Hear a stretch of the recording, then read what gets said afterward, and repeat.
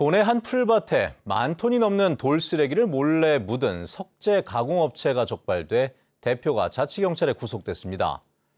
인적이 드문 곳을 골라 주말에만 불법 매립을 했는데 복구에만 1년이 넘게 걸릴 전망입니다. 김항섭 기자의 보도입니다. 비닐하우스 근처의 한 풀밭입니다. 불삭기로 땅을 파내자 회색빛의 돌쓰레기가 모습을 드러냅니다. 발견된 자리에는 커다란 구멍이 만들어졌고 바로 옆에는 굴삭기가 파낸 돌들이 산처럼 쌓여 있습니다. 이곳에 불법 폐기물이 묻히기 시작한 건 지난 2022년 4월. 석재 가공업체 대표인 70대 남성이 가공은 남은 돌들을 공장 직원과 덤프트럭 기사에게 시켜 몰래 묻은 겁니다. 축구장 면적에 달하는 5천여 제곱미터에서 발견된 돌쓰레기만 13,000여 톤. 8.5m 깊이의 거대한 구덩이를 파고 3년 동안 불법 매립했습니다. 사람들의 왕래가 적은 주말만 골라 범행을 저질렀는데 경찰 수사가 시작되자 훼손된 농지의 흙을 덮는 등 증거인멸까지 시도했습니다. 현재 매립된 폐기물의 복구비가 6억 3,500만 원 정도로 산정이 됩니다. 그 운반하는 차량이 많지 않은 실정입니다. 그래서 앞으로도 1년 이상의 시간이 소요될 것으로 예상됩니다. 또 수사 과정에서 중장비업을 운영하는 40대 남성은 지난 2022년 6월부터 3년 동안 서귀포시 대정읍의 한 임야에서 허가 없이 암석을 채취한 사실도 확인됐습니다. 불법 채취한 암석은 25톤 덤프트럭 1,900여 대 분량으로 이 암석을 석재 공장에 판매해 5억 5천만 원을 받은 것으로 드러났습니다. 제주도 자치경찰단은 환경범죄 단속법과 폐기물관리법 위반 등의 혐의로 석재 공장 대표를 구속하고 범행을 공모한 공장장 등 4명을 불구속 송치했습니다. MBC 뉴스 김항섭입니다.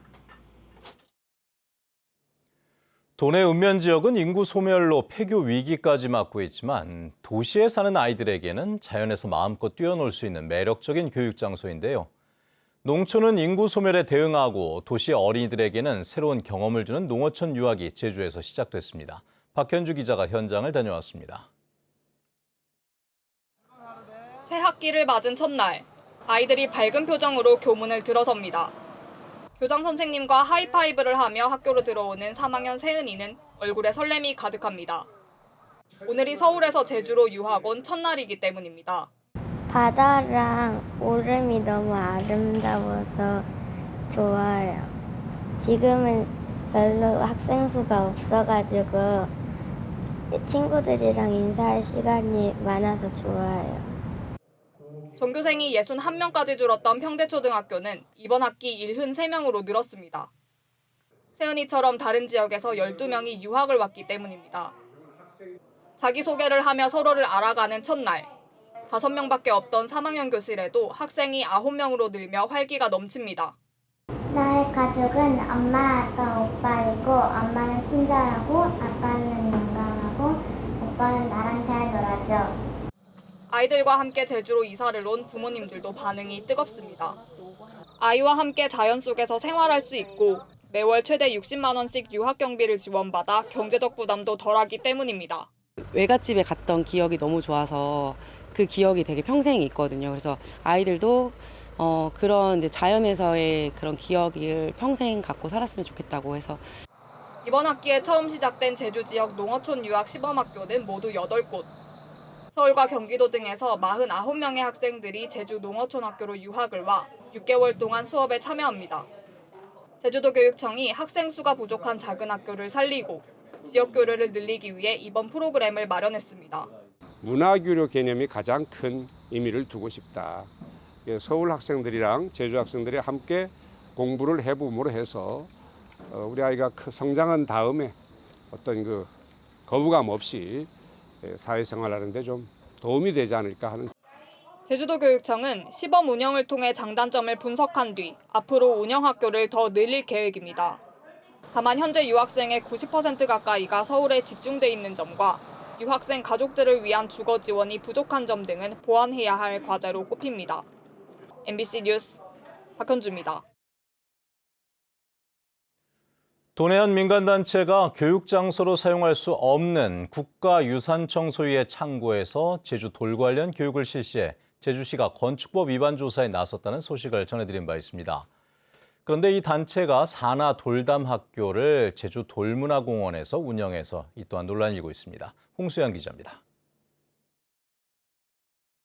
제주 돌담 보전을 위해 돌담 쌓기 심화 과정을 운영하겠다며 제주도로부터 보조금을 받은 뒤 실제 교육을 실시하지 않아 보조금 교부 결정이 취소된 민간단체. 이 단체가 제주도에 제출한 사업 정산 서류 등을 통해 교육이 진행된 장소를 찾아봤습니다. 제주의 전통 초가를 배경으로 교육생들이 사진을 찍은 곳은 제주 돌문화공원. 현수막에는 공원 이름이 적혀 있습니다.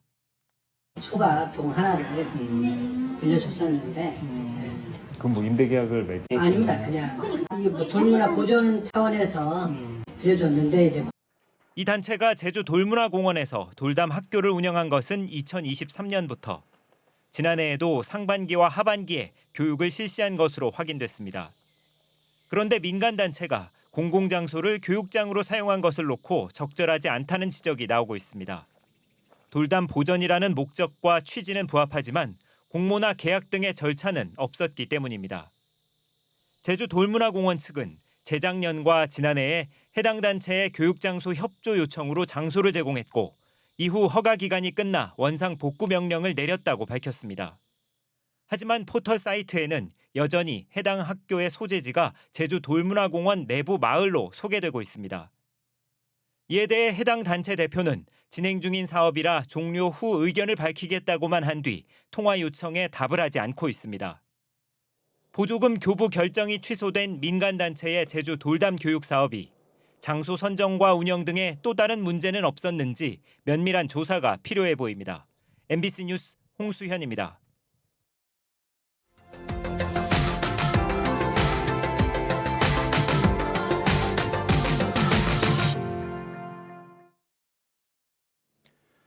충남 금산군의 한 농촌 마을에서 홀로 살던 80대 노인이 집안에서 숨진 뒤 며칠이 지나서야 발견이 됐습니다. 이웃의 안부를 살피고 마을 살림을 챙기는 이장의 자리는 수년째 비어 있었던 마을인데요. 요즘 농촌에는 이장 없는 마을이 늘면서 복지 사각지대도 넓어지고 있다고 합니다. 대전에서 윤소영 기자입니다. 도로가에 자리한 주택 대문이 굳게 잠겨 있습니다. 지난 6월 이곳에서 홀로 살던 80대 노인이 안방에서 숨진 지 사흘 만에 발견됐습니다. 주택 매물을 확인하기 위해 마을을 찾은 외부인에 의해 뒤늦게 알려진 겁니다. 어르신이 몇 년 전에 집을 매매를 내놓으셨어요. 그래서 마침 그때 집 보러 오셨기 때문에 그래도 3일 만에 발견되셨지 그냥 계셨으면 한 달이 될지. 마을 주민 100여 명 가운데 대부분이 70대 이상 고령층입니다. 이웃의 안부를 살펴야 할 이장 자리는 후보가 드문 데다 주민 갈등까지 겹치며 7년째 공석입니다. 법규상 이장은 지역 복지사업 지원과 정부 정책 홍보, 주민 의견 전달 등의 역할을 맡습니다. 그러나 이장이 없는 탓에 기초적인 정부 지원금 수급 절차를 밟기조차 원활하지 않습니다. 마을에서 가장 가까운 행정복지센터는 건장한 성인도 걸어서 1시간 넘게 걸리는데요. 차량이 없는 고령의 주민들은 기본적인 행정 업무조차 처리하기 어려운 상황입니다. 민생자금 이런 것이 내려와도 언제 신청해야 되는지 어떻게 가서 신청해야 되는지 이장이 없으니까 뭐가 다른 사람 이제 다른 동네 소식을 듣고. 인근 다른 마을도 사정은 비슷합니다. 고령화로 마땅한 후보가 없어 방치된 마을이 금산군에서만 7곳에 이릅니다. 여러 가지로 불편하죠. 예를 들면 면에다 뭐 같은 거 부탁할 일이 있었는데도 우리가 가서야 뭐 잘 해주지도 않고 뻥도 안. 금산군은 이장 선출을 둘러싸고 마을 갈등을 빚는 경우가 많다며 일일이 개입하기는 어렵다는 입장입니다. 하지만 현행 법규에는 이장이 공석일 경우 지자체가 주민 편익을 위해 공석을 방치하지 않도록 노력해야 한다고 명시돼 있습니다. 초고령화로 커지는 행정복지 사각지대, 이장 역할의 공백을 메우기 위한 지자체의 적극적인 대책이 요구됩니다. MBC 뉴스 윤소영입니다.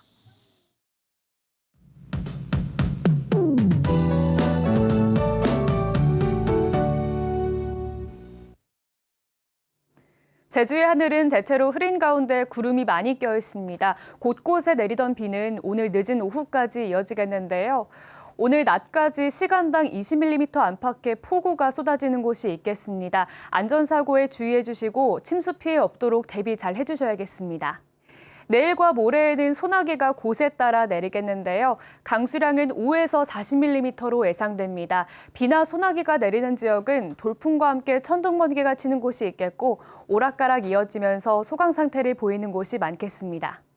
현재 산지를 제외한 제주 전 지역에 폭염특보가 발효 중인 가운데 오늘도 낮 기온이 높게 오르겠는데요. 당분간 평년보다 높은 기온을 보이겠고 체감더위도 여전히 심하겠습니다.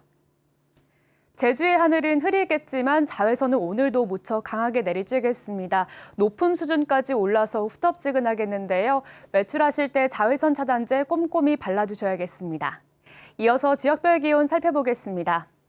아침 현재 기온은 북부 남부 지역 26도로 시작하고 있고요. 서부 지역 27도, 동부 지역은 25도로 시작하고 있습니다. 낮 최고 기온은 북부 지역 32도까지 오르겠고 서부 동부 지역은 31도까지 오르겠습니다. 도서 지역은 대체로 구름 낀 가운데 곳에 따라 비 소식이 있겠습니다. 바다의 물결은 제주 전 해상에서 잔잔하게 일겠는데요.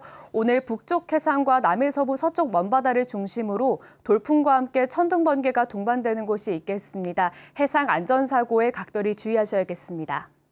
주간 날씨입니다.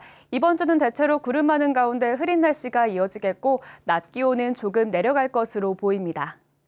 날씨였습니다. 내년 정부 예산안에 제주 제2공항 예산 150억 원이 포함됐습니다. 국토부와 제주도 등에 따르면 국무회의를 통과한 내년 정부 예산안에 제2공항 실시 설계에 대비한 예산이 포함된 것으로 알려졌습니다. 이 예산은 국토부가 편성한 항공 및 공항 분야 예산 1조 3,400억 원 안에 포함된 것으로 정부는 올해 예산에도 제2공항 관련해 235억 원의 예산을 편성한 바 있습니다. 한편 제2공항 강행처지 비상도민회의 등 환경시민단체는 용산 대통령실 앞에서 기자회견을 열고 제2공항 등 전국 신공항 사업 철회를 요구했습니다. 소상공인과 전통시장 상인들의 체감 경기가 상승세를 보이고 있습니다. 소상공인시장진흥공단이 조사한 결과 8월 경기 동향에서 제주 소상공인의 체감 경기는 72.6으로 7월 대비 13.7포인트 상승했습니다. 특히 전통시장 상인들의 체감 경기는 84.7로 같은 기간 30포인트 급등했습니다. 민생회복 소비 쿠폰 지급 이후 소비 심리가 나아지고 판매 실적과 자금 사정이 호조세를 보였기 때문으로 풀이됩니다. 지난 6월 지급되기 시작한 1차 민생회복 소비 쿠폰 신청액 가운데 81%가 사용된 것으로 나타났습니다. 제주도에 따르면 종이 상품권을 제외한 지급액 1,266억 원 가운데 81%인 968억 원이 제주에서 사용된 것으로 집계됐습니다. 지급률은 전체 66만 1천여 명의 대상자 가운데 97%로 나타났는데 아직 받지 않은 시민도 1만 4천여 명에 이르는 것으로 조사됐습니다.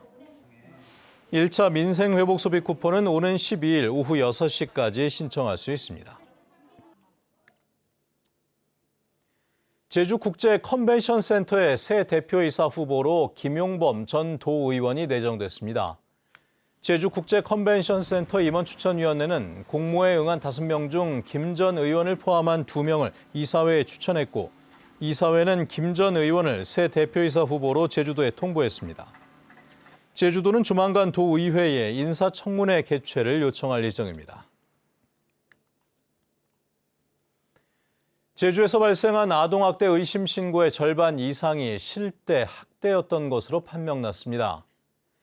보건복지부에 따르면 지난해 제주에서 접수된 아동학대 의심 신고는 770여 건으로 이 가운데 54%인 400여 건이 실제 아동학대로 판단됐습니다. 아동학대 의심 사례는 본인이 신고한 건수가 전체의 30%를 차지했고 부모에 의한 신고는 28%였습니다.